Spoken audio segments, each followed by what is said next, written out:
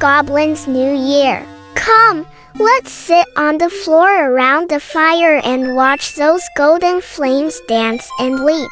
You see that very happy one just springing up the chimney? I know a story about him, a New Year's story. Let's snuggle up closer and look into the fire. You see that piece of coal black wood?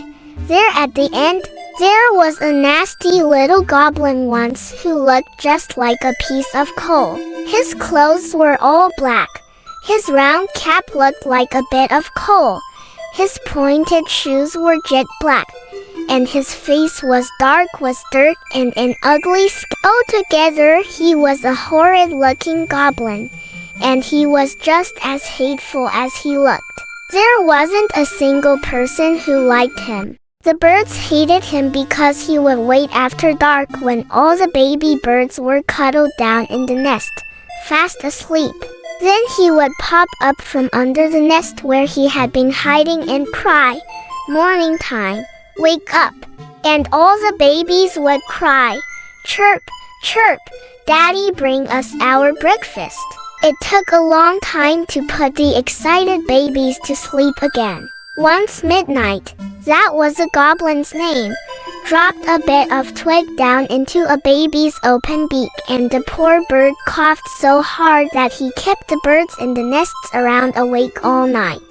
Midnight chuckled with glee and went scurrying off on another prank. While the mother bunnies were asleep, he painted the tiny white flags they wear under their tails with brown mud. When the morning came and the mother bunnies woke up and called to their children to follow them, the little bunnies couldn't see any white flags on their mother's tails to follow, and all got lost in the long grass. It took the whole day to gather them together, and longer to get those flags clean again. Midnight jumped for joy. The mother bunnies would have liked to catch him with their sharp claws, but he was too quick for them. Then Midnight found the holes where the squirrels had hidden their nuts for the winter. It had taken months to gather them, but Midnight waited until they were out hunting again, and he carried all the nuts away and hid them in the roots of an old tree where they would never think of looking. These pranks made the timid wood creatures very upset.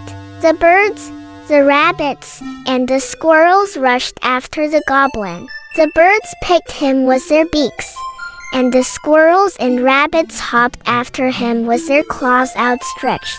Midnight ran away, really frightened at last, faster and faster until he reached the darkest part of the whole forest. There he jumped into a hole in a tree, curling himself up so tightly that his round cap touched his pointed shoes. And while he trembled with fear, he heard the birds and bunnies and squirrels go tearing past, thinking that the wicked little goblin was still running ahead of them. When they were all gone, Midnight peeked out of his hole. Oh, how terribly quiet it was! Not a bird chirped, not a squirrel or a rabbit or a woodchuck lived there. It was so quiet and so dark and so lonely that Midnight began to feel quite sad. The bad little goblin put his head down upon his black knees and went to sleep. There was nothing else to do. The first sound that woke him up was, "Chop chop." He rubbed his eyes and peeked out. He saw woodcutters cutting down trees with their sharp axes. Then he saw them coming toward the tree where he was hiding. Shaking with terror, Midnight curled himself up into a tight ball. Chop chop crash went the tree, and Midnight's head bumped hard against the top of his hole as, still inside it, he felt the tree fall to the ground. That was rather fun, and much excited he peeked out of a crack and watched the men fastening chains around the trees and loading them on wheels. His own tree went too, and the next thing Midnight heard was saw saw, as the tree was sawed into logs at a lumber yard. He was still safe in his hole when his log was thrown with others, right down into a dark cellar. It was even drearier there than in the forest, and Midnight began to long for some friends. I wouldn't tease them. I'd just play with them nicely. He sighed, and 2 tears ran down his little dirty face, washing it almost clean. Then Midnight heard a strange new sound. It was happier than a squirrel's chatter, sweeter than a bird's song. It was a child's laughter. Where did it come from? Midnight stopped crying and listened. It came again, and the laughter of other children mingled with it. Midnight peeked out. There was no one in the cellar. He crept out and tiptoed up the stairs in search of those laughing voices, hiding in the shadows so that no one could see him. He passed through the kitchen and on into a room full of sunshine and children. He ran in and hid behind the curtain, peeking out curiously. In the center of the room stood a little golden-haired girl, the one whose laughter he had first heard. But as Midnight watched her with delight, he saw her pucker up her face as if she was about going to cry. "My dolly! My dear dolly! I can't find her," she wailed. In a flash, all the other boys and girls were searching under chairs and tables for the runaway dolly. They couldn't find her, but Midnight saw a pair of doll's feet poking out from under the sofa. He hopped swiftly across the floor, pulled the doll out by one leg, and placed her on a chair beside the little girl. "Oh, my doll's back!" she cried, hugging her with joy. She went for a walk and came back again, and taking the doll's 2 hands in hers, she danced with her around the room. The other children danced too, and their laughter rang out again. She went for a walk and came back. They cried.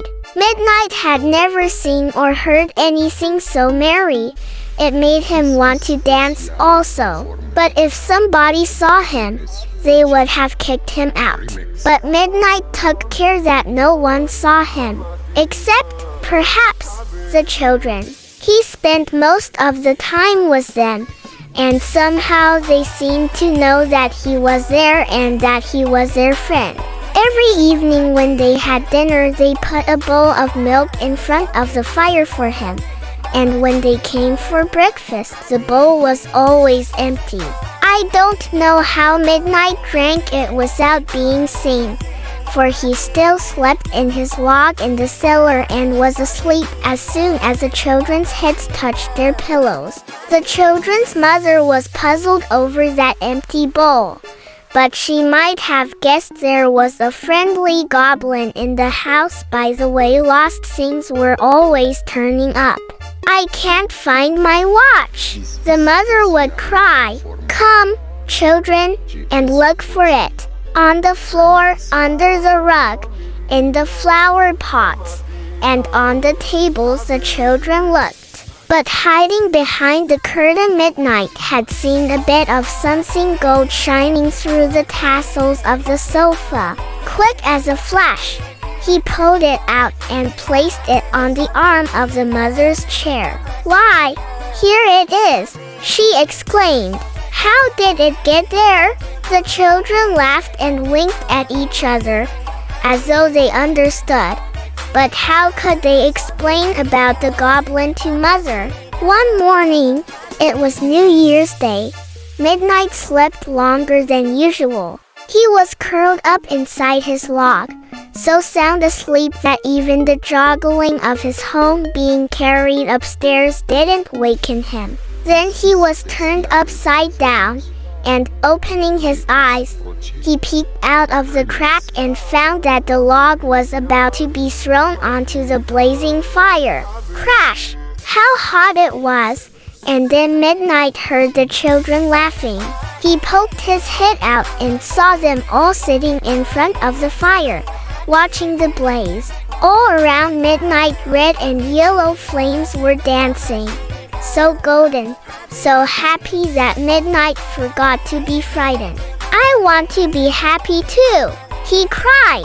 I want to laugh with the children and dance with the flames. His log caught fire, blazed up, and out sprang Midnight.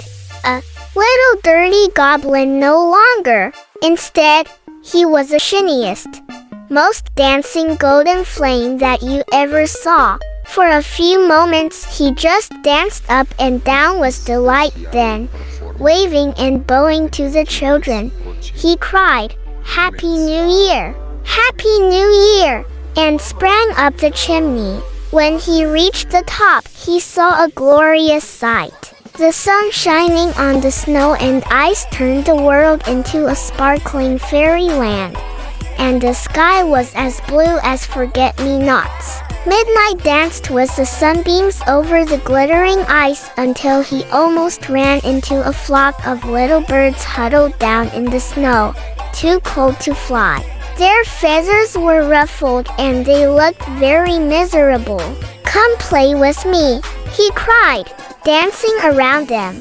He was so happy and beautiful that they forgot the cold and flew in circles around him. "Come and join us," he cried to a group of rabbits who were hunched up upon the snow, half frozen. They hopped along slowly toward him, and then they too forgot the cold while they played games with the golden goblin and the birds, until they were all as merry as the sunbeams. "Happy New Year! Happy New Year!" they called to each other and to the twinkling flame goblin. Then Midnight saw some squirrels curled up on the branches of a tree. "What is the matter? Do you want some nuts?" he cried. "Follow me." And away he darted to the roots of the tree where, as a naughty little goblin, he had hidden their winter store. The squirrels followed slowly, but when they saw their treasure their eyes sparkled. Their teeth chattered with delight, and they scampered back and forth from the tree root to their own holes, their paws full of nuts. They were as happy as Midnight himself. "Happy New Year! Happy New Year!" they cried to their friend, whom they never dreamed was a bad little goblin they had chased away the autumn before. So all day and for many days the goblin danced and sang and helped people and birds and the wood creatures. He twinkled as merrily in the sunshine out of doors as he did when he danced in the fire, warming the children and singing them songs. "It's like Happy New Year every day when the goblin is here," cried the children, dancing as happily on the rug in front of the fireplace as the sprite was dancing within the fire. "There he is now. Do you see him? He is dancing and crackling and shouting to all of us, 'Happy New Year! Happy New Year!'"